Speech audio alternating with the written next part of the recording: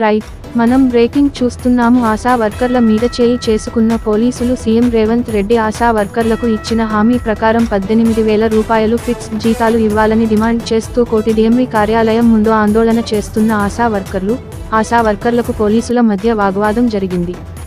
ACP శంకర్ను చుట్టుముట్టిన ASHA వర్కర్లను arrest చేసిన పోలీసులు. అదేవిధంగా సుల్తాన్ బజార్ సి శ్రీనివాస్చారిపై చేయి చేసుకున్న ఆశా వర్కర్ ఆగ్రహించిన పోలీసులు. తిరిగి మహిళపై పోలీసులు దాడి చేశారు.